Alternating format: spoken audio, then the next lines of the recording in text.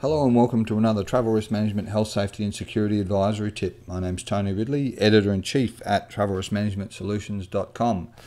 Travel insurance is either mandatory or common acceptance or standard through most business travel environments. Unfortunately, the standard of insurance, the exclusions, the pre-existing ailments, the caveats, the exclusions, the decision-making process is far less standardized, and what you think may be a preventative or treatment or containment measure may in fact actually be a placebo or a false sense of security. The travel insurance offerings, whether it be as an individual or as a group, often has a number of finer points or fine print aspects, or it could be quite broad spectrum and generous. But the problem is how it's applied. Many organisations think that just because they have insurance, then they don't have to have any other risk mitigation in place. Well, if you applied the same concept to your business or to a motor vehicle, for example, then people would laugh at you. You would say, well, no, actually, we don't have smoke detectors and fire extinguishers in our building because we have insurance.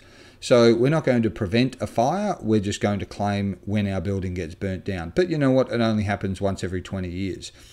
Again, that would be ludicrous, but it's exactly the same principle. Travel insurance does not solve all of the problems. It's simply one of the many tools and resources available to decision makers and individuals to mitigate, manage, or potentially avoid certain exposure, certainly on a financial level. Now, depending on the services provided by the insurance company, again, this can be a placebo where individuals believe and organisations believe that everything's covered by the organisation under our insurance, but actually it's not.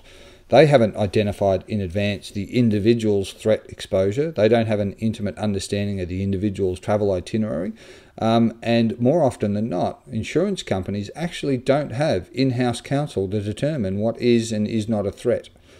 What I mean by that is that many are benchmarked or triggered by that of government advisories. So if a government advisory says do not travel to a set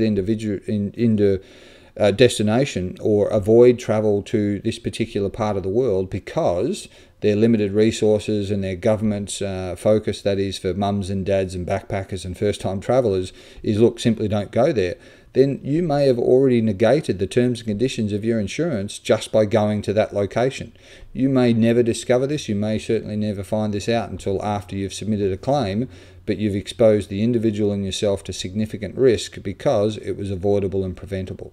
So the terminology and the understanding and certainly the sophistication of travel insurance offerings is improving at times, but it's also a circular conversation as it keeps referencing the same types of outcomes. And they may not actually have any better idea or maybe even a worse idea of the actual threats and hazards associated to an individual location.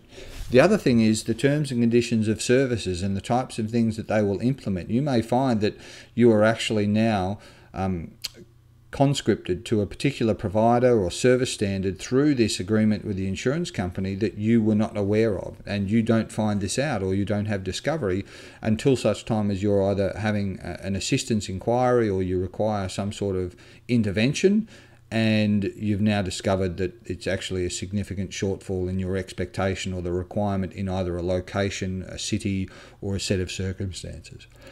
So once again, travel insurance itself needs to be better understood, and unfortunately travel insurance is often being purchased or determined by the wrong people. They're not consulting the wider risk management fraternity, their resources on health, safety and security, and unfortunately health, safety and security individuals often don't understand insurance policies, procedures, offerings and a whole bunch of other things as well. So again, it needs to be a better structured, more collaborative and certainly a much more comprehensive approach to determining what is and isn't required. So once again, thanks very much for joining us for another Travel Risk Management Health, Safety and Security Advisory Tip. For more information and videos on the subject, please visit the website at www.travelriskmanagementsolutions.com. Thanks and goodbye.